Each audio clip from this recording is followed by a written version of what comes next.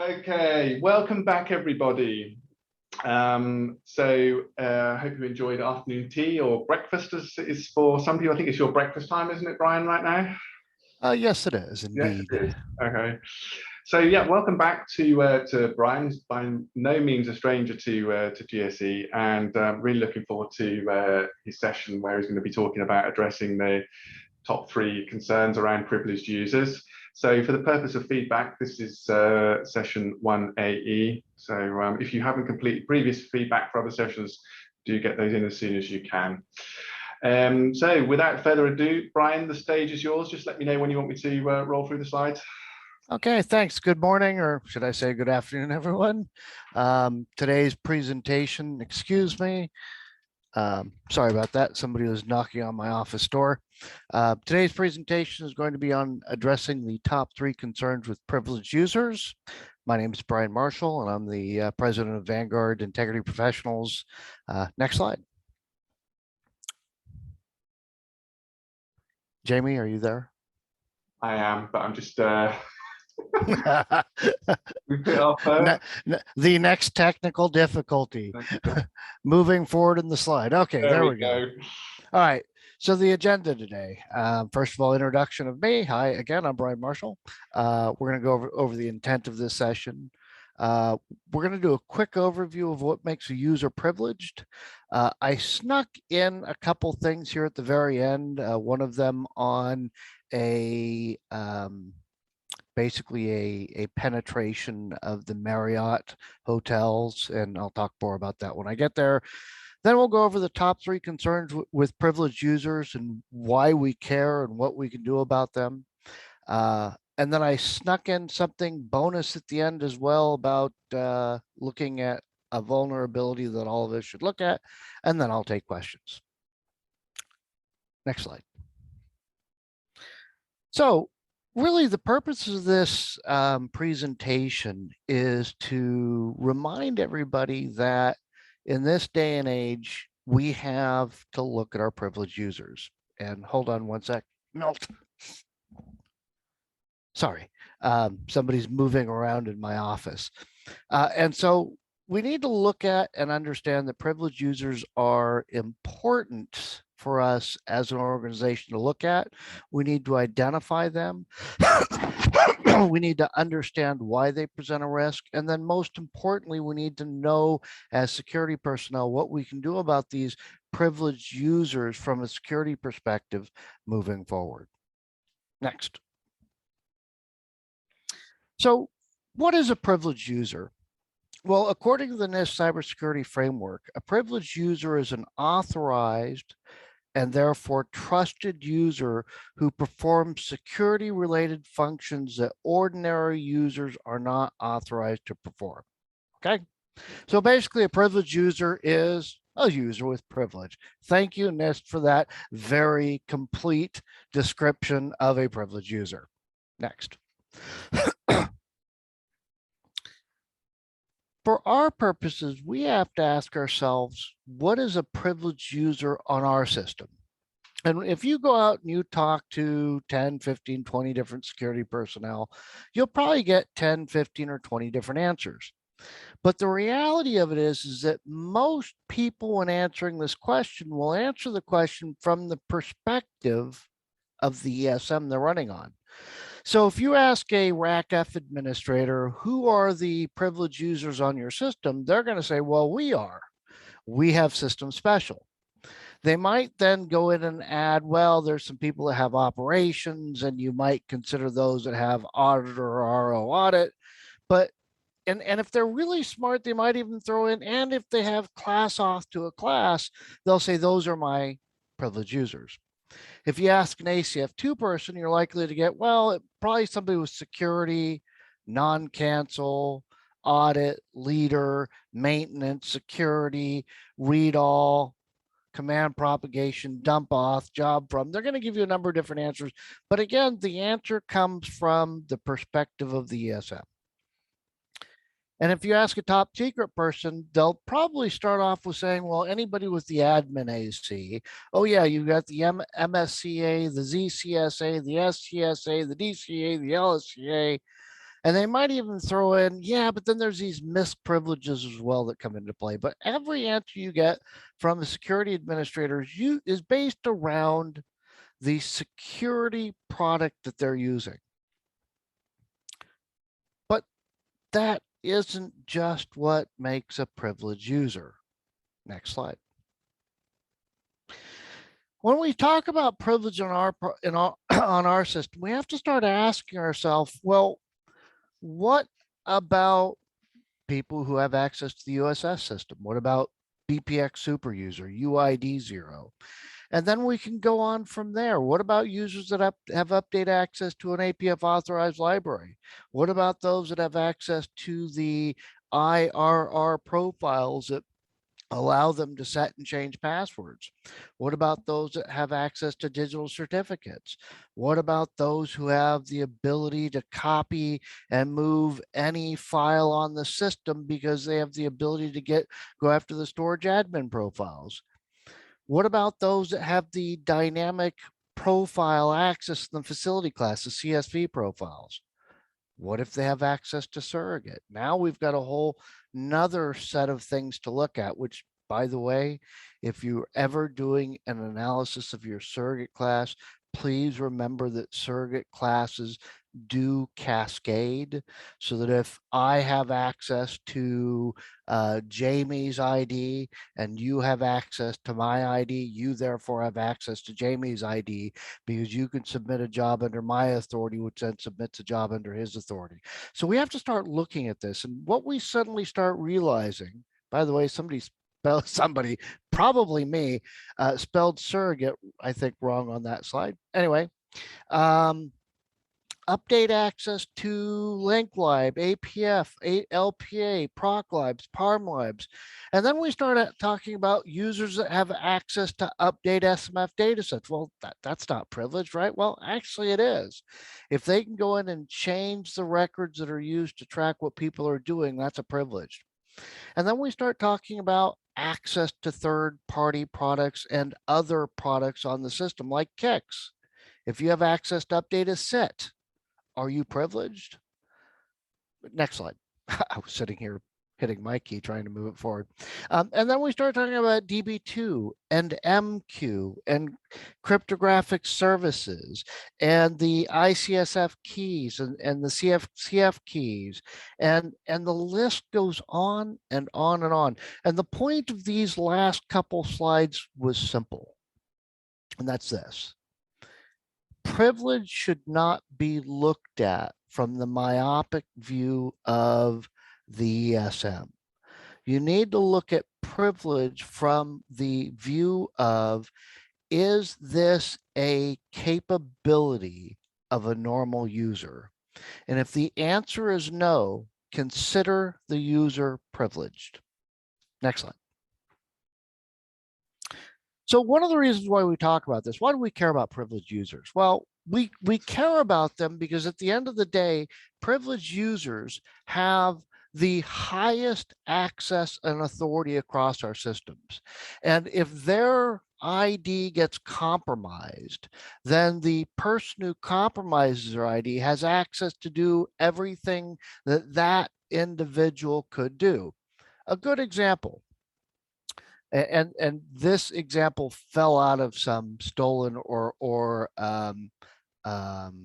basically hacked credentials.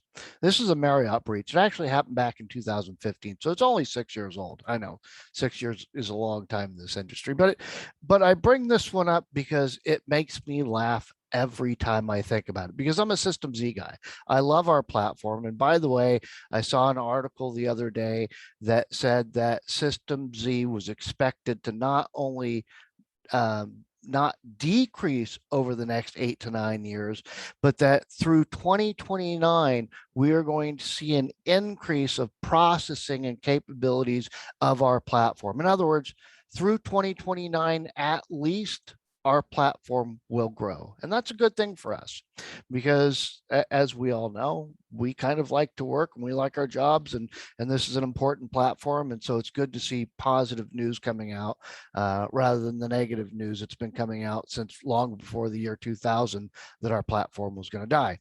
And this is a good example of that. So Marriott, the very large hotel chain, went out and bought a company called Starwood. Starwood was a smaller hotel chain that had been busy modernizing their systems. And what Marriott found out was that in 2015 or so, they had realized that the Starwood networks, which was the network that was created by Starwood, the subsidiary that bought, had been infiltrated up to 4 years before Marriott bought Starwood, and then 3 years afterwards. Next slide. I keep trying to advance the slides myself and it keeps not working. And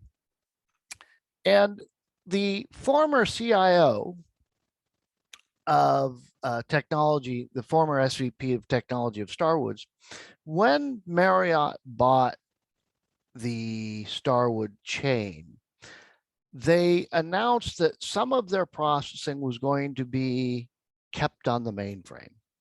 And this guy went ballistic. He wrote a scathing article called the Marriott Starwood Back to the Future Technology Decision. He released it in 2016. And basically what he said was it was essentially a slap in the face of the technology that he had written and developed along with a set of people that, I think, if I recall correctly, he estimated it somewhere near half, I think it was in the hundreds of millions, half a billion comes to mind, $500 million investment over a number of years to this new technology. And he wrote a scathing article basically saying, to better understand the resulting Starwood technology, that Marriott is basically flushing down the toilet, would be like thinking about trading your Tesla Model S in for a 1975 Buick Electra. That was the comparison he made. He was livid because he was insulted that Marriott would go back to the mainframe for all of their reservation call centers, e-commerce, web, and other types of technology and move that back onto the mainframe. Next slide.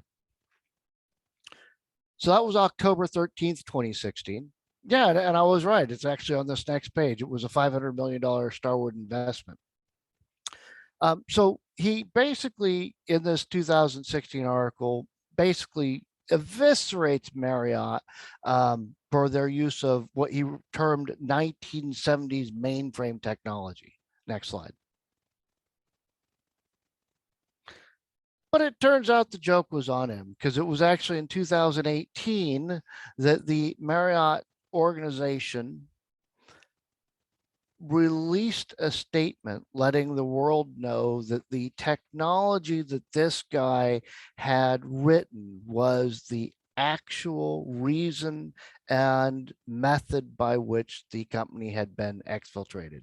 And all I'm trying to do here is highlight the fact that we see a lot of naysayers out there. We hear them all the time. They're always bagging on the mainframe, saying, that's old technology, and how can you guys be working on a platform that's been around for over 50 years? The reality of it is this: our platform, well taken care of, well secured, well managed, and well looked after, is the best platform out there for large scale computing. So while we're doing that, we need to keep in mind that we're the shepherds of this particular platform. And one of the first places we want to look at is, in fact, the privileged users. Next slide. So what are we thinking about when we're talking about privileged users? What we want to ask ourselves is, what are the top 3 concerns for privileged users? And I always tell people, if you're not using multi-factor authentication for at least your privileged users, then you're not even trying to be a secure organization. And I stand by that. If you haven't at least MFA'd your mainframe privileged users, you're not even trying to protect your mainframe. It's a solid line in the sand, I say. So what's the problem? Why do we care about MFA? Well, first of all, years ago, I'd have to start off by telling people what MFA was. I presume in today's day and age, I don't really need to define what multi-factor authentication is. But essentially, what multi-factor authentication is a method whereby you have a individual who's got credentials that has to supply more than their user ID and password to gain authentication to the system. Usually that's in the form of a second factor. Excuse me, usually that factor is in the form of some type of device that provides them the ability to generate a number or do something else that ensures the user that is of interest is actually the user you're looking for. So the vulnerability here is there's still a lot of excuse me, my computer's reminding me of all sorts of things and annoying me. Sorry about that. I'm going to get out of this so that it stops giving me reminders. Sorry about that. Okay. So essentially, the vulnerability here is having users, and especially privileged users, on your mainframe platform that are simply using user ID and password or passphrase authentication onto the system. Next slide. So what's the risk here? Well, the risk is simple. If you have a user who you cannot with certainty all the time validate that the individual providing the credentials is the individual that's supposed to have the credentials, you have a problem. That's in itself is a problem, but that problem becomes factored by the fact that if you have a privileged user, first and foremost, that privileged user is going to be a target for outsiders and insiders for them to get that user's credentials, steal them, and then present themselves as the privileged user when in fact they're not. So the real risk here is loss of data, loss of reputation, loss of business if it's really severe. And that is your privileged users that have the authority to your system need to be protected so as to protect your organization, its data, and its reputation.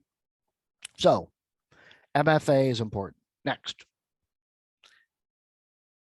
Remediation. Remediation here is pretty easy. Use MFA, multi-factor authentication, in any form you can, whether it's a one-time, single-use, time-sensitive password that's via a token or a challenge response, whatever it is, use MFA. Next slide. Recommendations, and this is important. The first recommendation I have is a recommendation I've been giving people for years, and that is MFA is not new to your organization. If it's new to the mainframe, then have your mainframe folks use the exact same backend authentication server and token as the rest of the organization. There is no need to reinvent the wheel.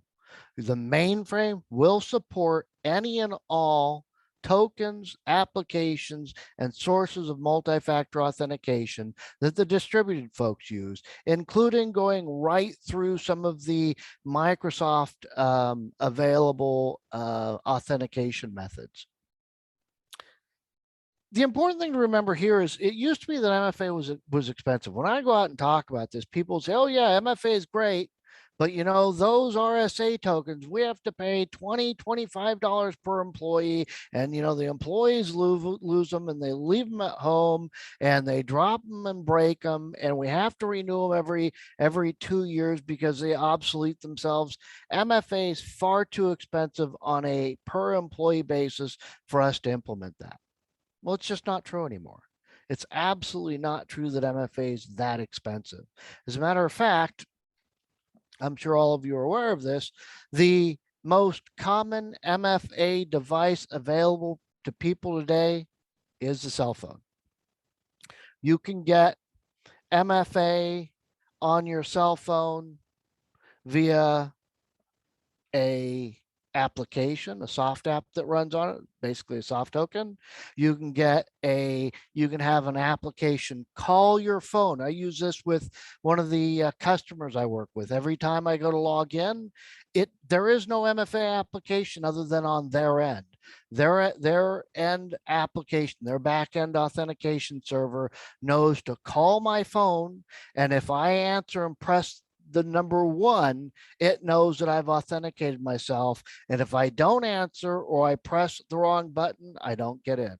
So essentially, for those of you who have for years said that MFA is far too expensive, it's just no longer that expensive anymore.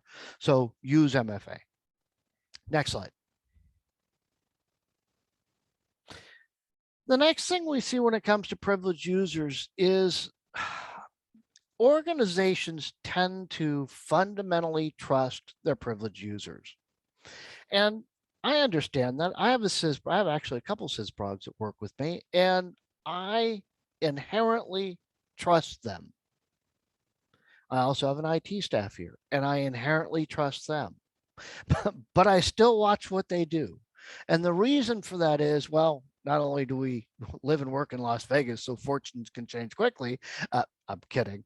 But the reality is that we track and watch what they're doing because sometimes people make mistakes. Well-meaning, well-intentioned individuals can cause harm inadvertently, but also because sometimes the well-intended, well-meaning individual isn't the actual individual logging on.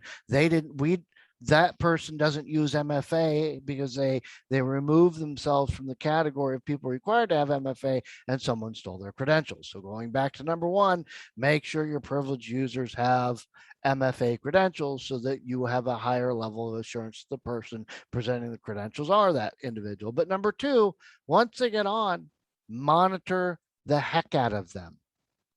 Next slide.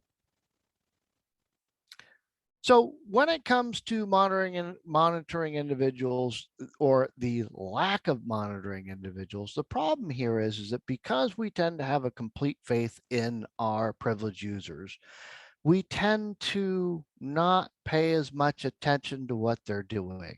And the reality of it is that people can and do, unfortunately, go bad, especially if the temptation is high. So with your privileged users, make sure that you understand that they have in their pocket the keys to your kingdom. And the bigger your kingdom gets, and the more authority they have, and the higher probability that they think they can do something and get away with it, equals the higher probability that they'll actually do it. Couple that with, let's say they have a personal financial setback, and you may have yourself a problem. So complete monitoring of your privileged users, understanding what they're doing continuously on a second-by-second basis can only reap rewards for your organization. And if somebody stole their credentials, you'll figure that out a lot faster and be able to reduce the amount of harm to your organization because you were actually paying attention to what this privileged user was doing, even though it was actually an outside hacker who stole their credentials. And suddenly you notice they're doing something that's out of character or an anomalous behavior, and you can start doing your investigation, figure out that somebody's stolen those credentials, and remove or restrict or eliminate the threat. Next slide. So remediation. Oh, apparently I must have missed this. If you read this slide, you'll see that the remediation for privileged access monitoring is the same one as multi-factor authentication. Go get MFA. That is absolutely a mistake on my slides, and I apologize. So the remediation for privileged access monitoring is number one, first and foremost, make sure that you are completely auditing your privileged users. Make sure that you have someone reviewing the logs or an automated process that's reviewing the logs, looking for anomalous behavior. Make sure that the privileged users are never exempted from any type of auditing, and that any and all auditing you can put onto them, you do. Plus, you need to make sure that those same privileged users can't modify your system of record for tracking what they're doing. So you need to make sure that your privileged users, even though to have the ability to look at and collect the SMF data on our platform is a privilege, you make sure that that is a separate set of privileged users from all of the rest of the privileged users, so that you have a separate method whereby you can audit and confirm the authenticity of your SMF records. The other thing you can do is there are products out there that are designed to track, monitor, and basically report on the activities of privileged users. They call that privileged access monitoring, and that it's available for every platform. Next slide. At least this is not the recommendation slide for MFA users, so it's good. So again, recommendations: use an automated product. Understand that there's a lot of difficulty in discerning the difference between anomalous and non-anomalous behavior. The fact that and here's something that's important to understand.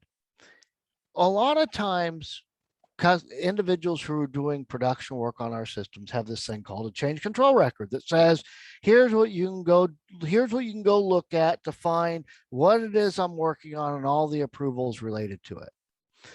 What we need to make sure we realize and understand is just because a change that was made has a change control record number associated with it doesn't mean the change was in support of that change control record. i.e., if I'm a bad guy and I want to get a library APF authorized because I've got some neat stuff in there, and I'm in the middle of installing a product, I'll simply take my library, rename it to the same naming convention as a vendor product I'm bringing in. I'll take that, or I'll copy it into their library. I'll take that, bring in an APF, authorize it, tie my change control record number to it, and whistle Dixie, because nobody out there is going to go spelunking through my libraries that I just told you are for that vendor and validate that every module in that library tracks back to the vendor. So we need to be intelligent about this. When we're thinking about what a bad guy is going to do, put yourself in the mindset of that bad guy and try to think of different ways you could cover your tracks. Because I guarantee you, if you hired me to come in and penetrate your organization, let's say I work there, I would do something like that. I would, for purposes of proving that I could do it, I would copy modules into another library, bring the library in as though it were completely for something else, tie a change control record number to it, let anybody and everybody take a look at the statements that I did to APF authorize it, and I'm golden. And at that point, I, as the end user, I don't even need update access to that APF authorized library because I've already got my bad stuff in there. All I need is execute. Life is good. And we also need to keep in mind that when we're monitoring privileged users, we need to understand that it's not just activity A that could be a problem. It could be activity or event A plus B plus C, delete D, and now suddenly I have access to something I shouldn't. So we need to realize there's a combination of events that can bring a idea of a problem or raise a concern, and I need to be able to look at that. When you go back to your organizations, and this is something I like to bring up, ask your security folks the following question. When was the last time a non-violation event raised a concern about the activity of a user in your organization? If the answer is never, you or haven't even started monitoring your privileged users, because things like a write or update that occurs to an APF authorized library done by an individual like me, even though I had the authority to do it, doesn't mean I should have been doing it. Next slide.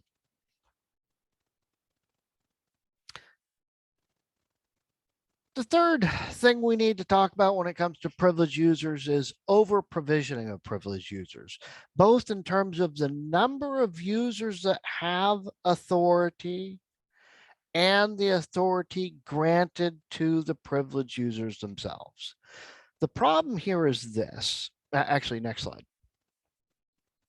The problem here is this. If you have too many privileged users, you have too much activity to pay attention to, A. B, if you have too many privileged users, chances are you've gotten loosey-goosey with providing privileged individuals. And if you have B, privileged users with too much privilege, now your problem is separation of duties, right? Plus the reality of the fact that if you've got a privileged user who has too much access, you have created yourself the problem of not only allowing that privileged user to hide details from you about his activities should he want to, you've also got the problem of if his credentials get exfiltrated, you have a larger hole in your organization. So understand that over provisioning of a privileged user is a problem, and over provisioning the number of privileged users is a problem from a risk perspective. Next. So how do we remediate this? The very first thing we need to do when it comes to privileged users is take a jaundiced look at every single one of them, both in terms of their job function and the capabilities on our system. And ask yourself, does the user in that job function require that authority in order to do their day-to-day job? If the answer to that question is no, take away their privilege. Yes, they're going to complain. Yes, they're going to get mad. Yes, they're going to tell you they can't do their job. I hear this all the time as a security expert, somebody who goes in and does evaluations and makes recommendations to companies, as the guys that work for me do. We hear this day in and day out. The person who has the authority claims they cannot do their job without the authority. And we fundamentally prove to them wrong, that they're wrong. Sometimes it's not that they shouldn't have any authority, it's they simply have too much authority. Sometimes it's they haven't actually used it in 6 months and they're holding on to that authority just in case. Don't allow that in your organization. And then also understand that when it comes to your privileged users, sometimes, and by the way, you should look at this also for started tasks, because started tasks have a user ID, and batch jobs in your batch IDs have user IDs. Include them when you're looking at this, because the reality is this, that sometimes there'll be a batch ID or a started task ID, and because somebody doesn't want to go through the time, effort, and energy to only provision that ID to have the access it needs, they decide instead to give it the non-cancel or the trusted attribute or an ACID attribute in TSS, I forget which one it is, that allows that started task or batch ID to have access to everything. Don't do that. That is the wrong approach. Look at the ID, whether it's a human or service ID, understand what it needs, provision it for that need, and take away the privilege instead. That's the right way to do it. Next slide. So recommendations. Number one, protect your data. Do not allow privileged users access to data, just access to controls. In other words, if you've got a system programmer, allow the system programmer to have access to change the controls, but not actual access to the data. That's true of Kix, it's true of DB2, it's true of IMS. The person that's doing the administration should not have access to the data itself. Make sure that you implement a privileged access monitoring utility. Make sure your privileged users are continuously audited and monitored. Review the access privileges of all of your privileged users on an ongoing periodic basis to ensure that they still need that privilege. Don't be cavalier about provisioning users, especially if they're privileged. Again, I see this all the time with started tasks where somebody says, you know, that started task needs access to a bunch of things. Let's just give it the trusted attribute, move on. Not a problem. Don't do that, because that ID becomes a high value target for somebody who's looking to do bad things on your system. Most privileged users know about the system most privileged users know more about the system than the people that are auditing the privileged user. Understand that privileged users are usually privileged because they're also smart. They didn't get to where they are by not knowing what they're doing. So understand, and I feel like I'm yelling, sorry. So understand and appreciate that they have as much, if not more, knowledge about the system than the people who are responsible for watching them. Realize that, understand that, and take appropriate action, i.e., make sure that you beef up your auditing department with people who actually know what they're doing, among other things. And again, when it comes to privileged users, if they only need the privilege on a one-off basis or during an emergency, implement a fire call system. There are a lot of different products out there on the market that allow you to temporarily elevate the authority of a user specifically for a specific function. That sounded good. Specifically for a particular function that they need to perform, and then automatically take that elevated access away. That's a much better way to do it. Next slide. So bonus, and yes, I'm going to take the opportunity to get onto my virtual soapbox, and yes, excuse me, 1 second.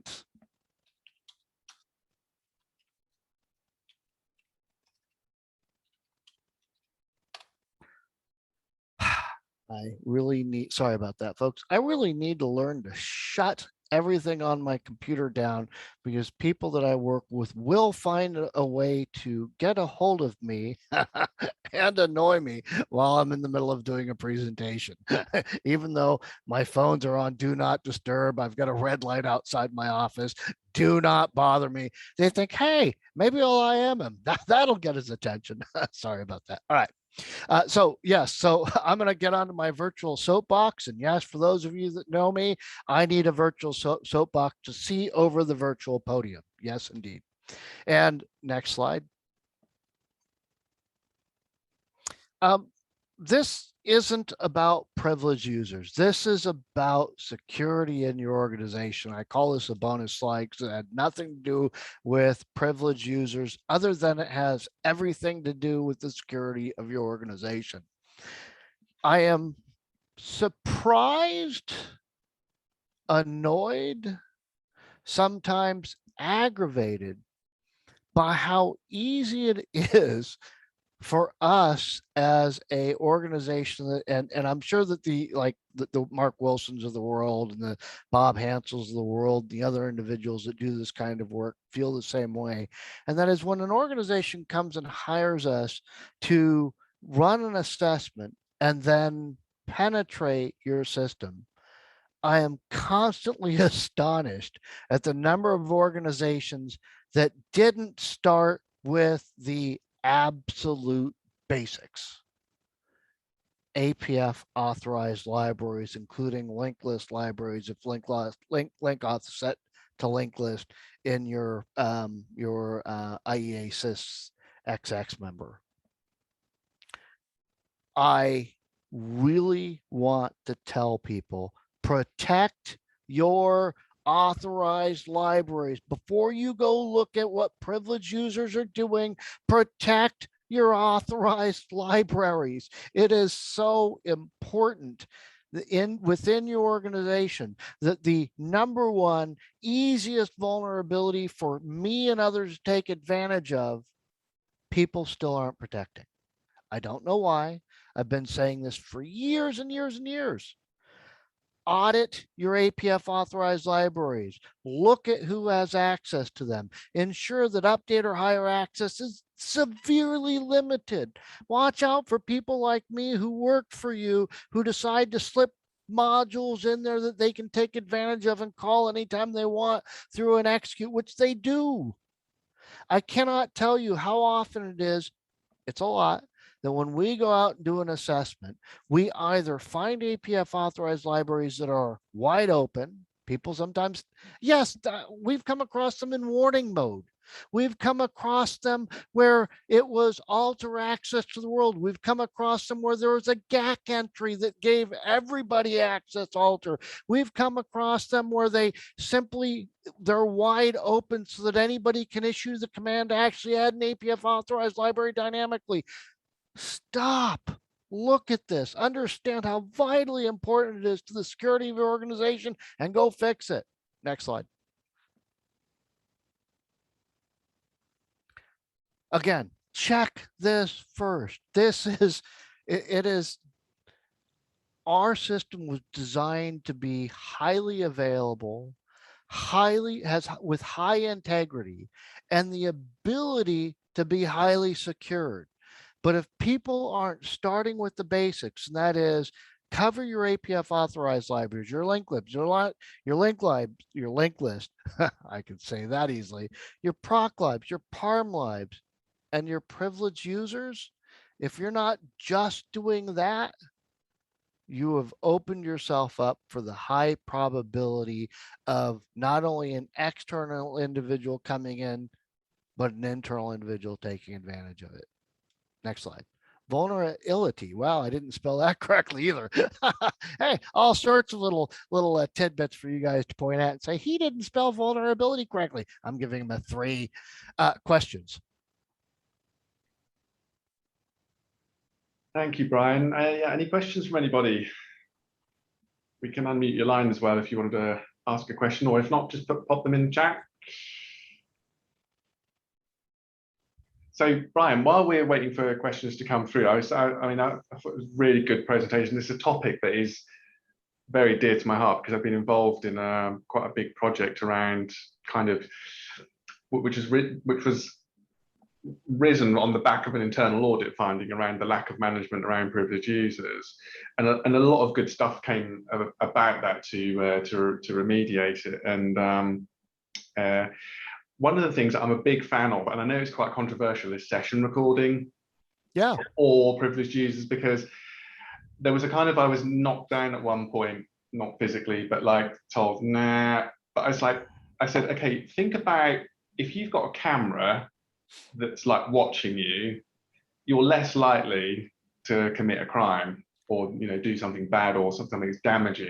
That's the reason why every ATM in the world has a camera on it. Exactly, yeah. So it's like, we should be the same with privileged use. I think it's such a big, not only from a forensics perspective, but a big deterrent, and to kind of, oh, I'm being watched here. And as long as you can force people through that camera, I think, in combination with things, all the good stuff you said about MFA and stuff, would significantly reduce, the likelihood of something like that, something mischievous happening.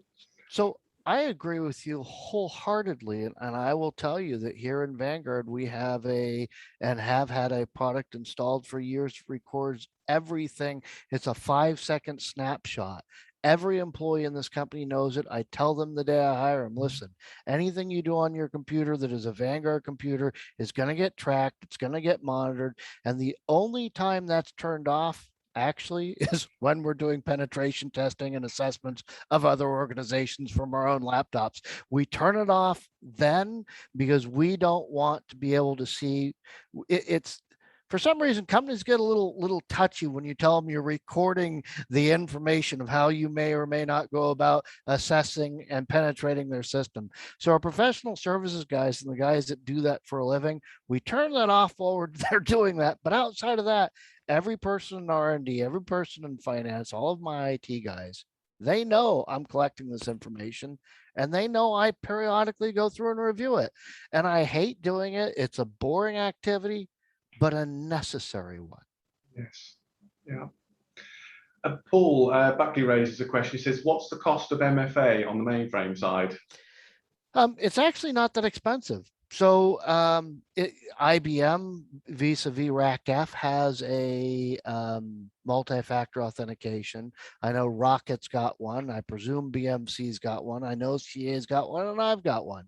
And I think it's not that expensive. I'm not going to give you any numbers because it depends on the number of users and the size of the machine, but it's not in the more than the tens of thousands a year, if that, depending on the extent at which you're going to use it. And again, if you're going to roll MFA to the mainframe, and I highly suggest and recommend you do that, you use the same back-end authentication that your distributed folks do. I have a couple more sort of points actually, Sure. if you don't mind. And everybody else, feel free to say post. Oh yeah, I mind completely. I'm leaving. No. Yeah. Sue, did you say something? Sorry. No. No. Okay. So on the point about over provisioning, again, this is a topic really dear to my heart around like the whole sort of overall management of privileged users. And there's two things I sort of picked up there, and I think one of the things is around, I was involved in installing an identity management solution. I won't mention the name, but let's just say it's one of these that has connectors for all the platforms you can think of, including Right. the main a sale, like a SailPoint type. Like a SailPoint, yeah, something like that. And what disturbed me about the vendor's documentation was the over prescribing of privilege, and in this case it said basically the service account that you define in like RACF or ACF2 requires either system special or account and security full fat, you know, system special. And my defenses went up. I said no. I said, you know, it does it need to issue you know, every single setrop command? Does it need to be able to control everything in the RACF database? Absolutely not. And in the end, you know, I got my way, and we ended up, you know, giving it scoped privileges in the two ESMs with layers of control wrapped around it. But my worry from that is that some organizations would just blindly follow the prescribed, you know, this is what the vendor's saying. And I still think that there are some vendors who've still got some way to go to make sure that we prescribe the principle of least privilege. Agreed wholeheartedly. And it's actually, as a vendor, you can actually be even more nefarious than what you were just saying. It's true that a lot of times the vendor will come along and say, hey, you need to give this started task trusted because we as a vendor are too lazy to figure out what it actually does or needs. I was actually working, this was a number of years ago, it wasn't while I was here at Vanguard, but one of the developers that was working for me at the time, when one of the customers started complaining about the fact that he needed the started task to be authorized, decided that he would add and shed authorization for the started task as needed vis-a-vis the APF authorized library. and I can tell you, I've seen other vendors do this, and I've had conversations with other vendors. And to be honest, Ray Overby's come to me and said, hey, you have a product, you have a problem in security in one of your products, and you need to plug this hole. And usually I'm like, okay, Ray, you tell me exactly what you found. We'll look at it immediately, because Ray loves to do that. point out to people what issues they have, but help people identify issues in code and resolve them. And so we're all guilty, right? Every one of us is guilty. Nobody's perfect, but yes, over provisioning of started tasks is always a problem. And it's not just started tasks, it's also other service IDs, batch IDs, things that run under USS. Yeah. And as well as this over provisioning, there's something else is around sort of cleanup. So on this project that I was working on, there was something like 500 like users with like, you know, RACF attributes as the sort of first wave of privileged users to be put into the sort of the PAM solution, let's call it. Right. And my challenge back to, so are we absolutely sure that, you know, what you were saying about is the privilege, is it correct for the job function that they're actually doing? And if so, are they actually using it? And, you know, this principle of sort of least privilege, you know, if you haven't used that privilege for like, let's say 6 months or more, you know, there might be reasons why you haven't, but it's kind of like a use it or lose it policy here. I think that we need to be more, you know, more enforcement, so that, you know, it's like that, not just in time, you know, sort of, you know, it's very popular at the moment, but, you know, it's like having the privileges that you actually need right now, you know, in your role, you know, to do your duties. And again, so absolutely. And sometimes there are one-offs that occur on a periodic basis. And for those, we recommend a fire call solution. Yeah. One where in the normal course of business, you don't have the privilege, but if you need it, you can go get it. And I want to say one thing. You guys saw me snap at Milt Rosberg a little earlier. He was off camera, but he was moving over the distance, and I caught him out of the corner of my eye. I wanted to apologize if I snapped at you, Milt. By the way, everybody say hi to Milt. Milt, wave. All right. Anything else, Jamie? Yeah, so we have another question, and Sure. Forgive me if I pronounced the name wrong. Manoj, I think is the way you say it. Do you recommend a break glass ceiling approach for privileged users before doing implementations that involve critical infrastructure? Yeah, absolutely.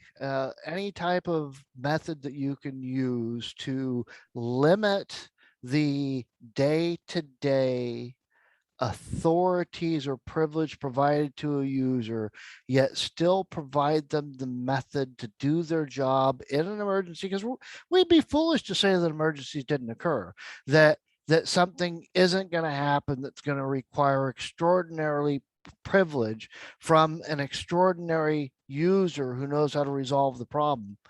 Absolutely, yes. I highly recommend some sort of break glass fire call type of system that the user can self-elevate their privilege if necessary through a prescribed method that involves reporting, monitoring, and removal. Yeah, and there's another point actually around the sort of the reporting side. One of these things that I was involved in, I was sort of sharing some of these sort of you know, stories, but around like the identity governance solution, you know, identity management solution, and you know, typically if your system is hooked into that, then it will benefit from not only provisioning but recertification reporting and stuff. And I, you know, did a really good job there in actually bringing in the privileged users from the mainframe. So, you know, the obvious suspects that, you know, like, you know, ones with the attributes, and then the ones that you called out, Brian, in your list, you know, you've got update access to APF, those kind of things were, you know, pulled in. But the important thing here, I think, is around people on the receiving end of those reviews might be line managers. What I would say to people is don't copy text out of manuals, like, you know, a vendor manual, for example, translate it into, okay, what is it that this user can do in a language that they would understand.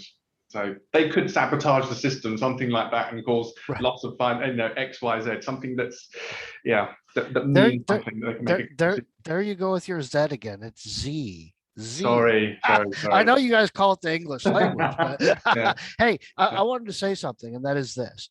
I did this presentation with someone else. I don't remember who last year. I modified it a little bit, and we did it as a cooperative presentation.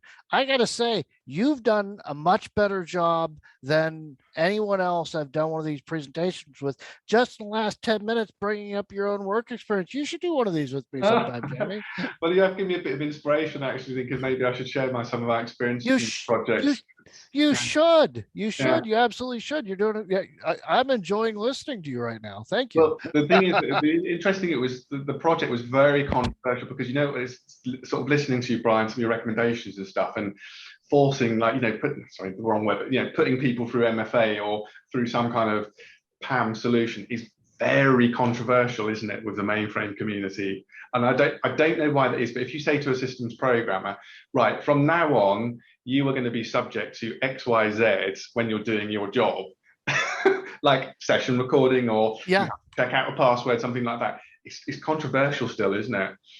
It is a bit, but I think because security is so important, they're beginning to realize they have to do it. And I've always, like with the people that come to work for me, I just tell them up front, listen, we record every session, every 5 seconds, it takes a snapshot of what you're doing. So if you're going to try to do something nefarious, do it in 4, if you can figure out where the cycle starts.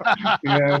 We have a comment from Paul Mitchell. He says, we have recent limits on read access to libraries, which I understand.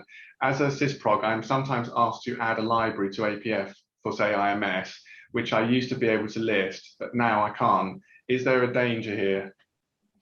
Yeah, so listing a APF authorized library allows you to understand and know what contents might be there that you could take advantage of. So even though I always say update or higher access, I have seen a number of security baselines that say read or higher should be limited. Okay, and then Patricia says, just a comment on whiny privileged users. Right? No, it's hilarious.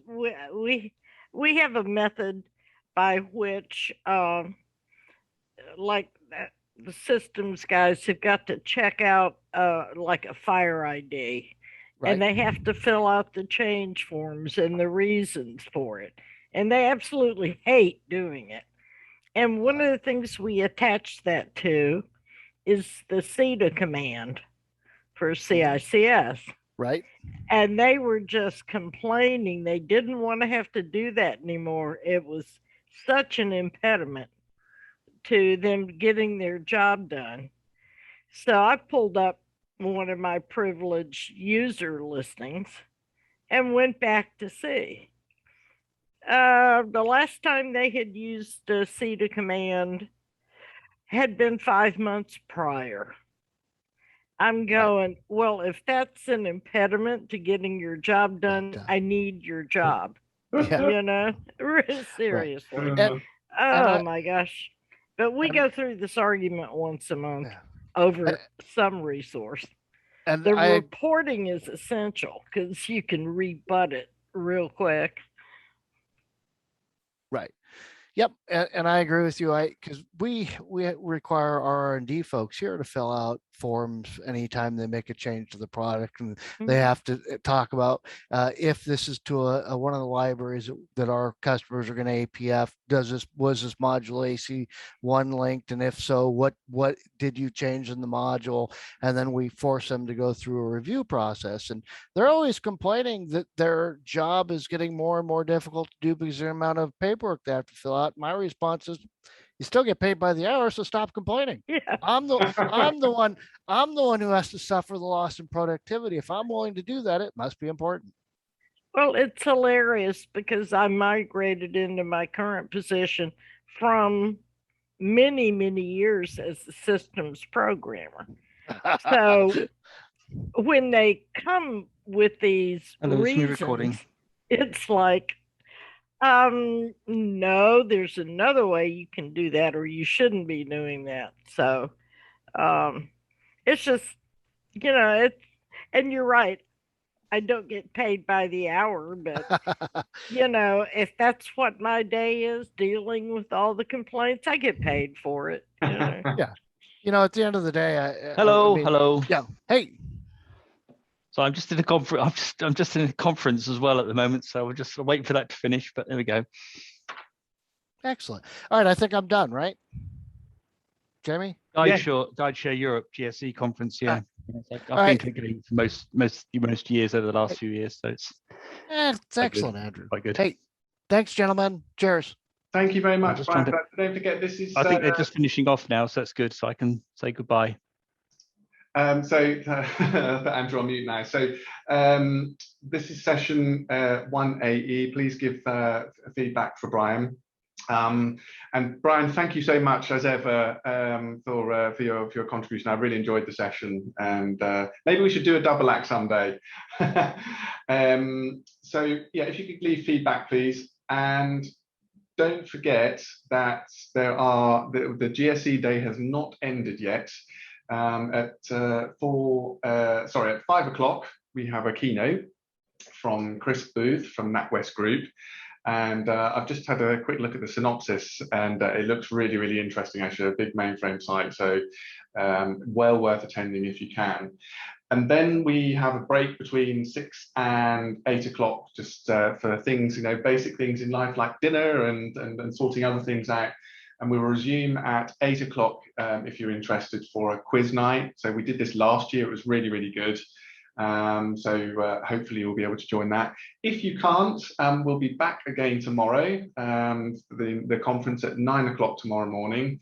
And for the security stream, we have a full day, full agenda for the day. And there'll be other streams, of course, running as well. So hopefully you can join us for that. But it's been an absolute pleasure having you with us again today. I've got so much out of today. It's been some really, really good sessions, and I can't believe how quickly it's gone. It's just flown by. But enjoy your evening, whatever you're doing, if you're staying with us. If not, we'll see you tomorrow. Thank you, everybody.